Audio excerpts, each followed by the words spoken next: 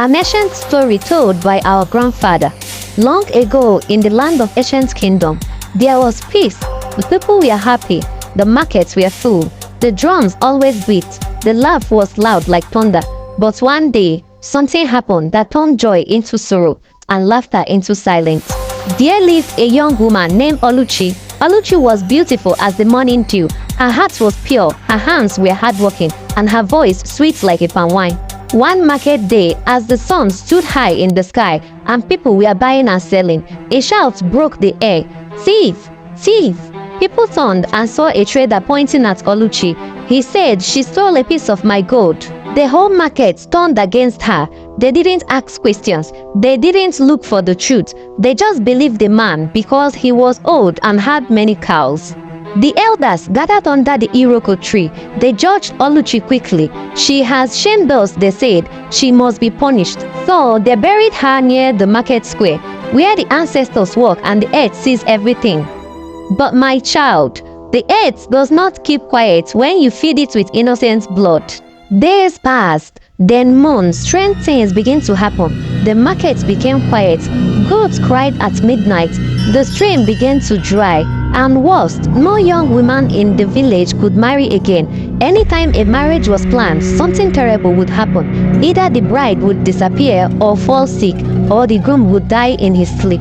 Then the elders knew Oluchi's spirit was not resting. One evening, a very old woman came to the village. She walked slowly, leaning on her stick, with white chalk on her face. She said her name was Norma, a priestess of the forgotten gods.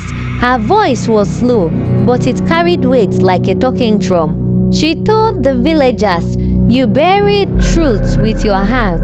Now your children eat sorrow with their mouths. If you want peace, go and ask for forgiveness." So the village elders, full of shame, followed Norma to the place where they buried Oluchi. The wind blew, the trees bent, and ground shook like thunder. Norma poured palm wine on the earth and began to sing. As she sang, the ground cracked open, and Oluchi's spirit arose, tall, glowing and beautiful, but her eyes were full of tears. She said, "You killed me for something I did not do. You didn't hear from me. You didn't protect me. I was your daughter." The villagers fell to the ground and wept. The elders removed their red caps, placed them on the earth, and began to beg for forgiveness. Then the wind calmed. The birds returned. The market smiled again. From that day, peace came back to ancient kingdom. Weddings returned, songs returned, laughter returned, but the people never forgot. They built a small shrine at the market square where Oluchi was buried.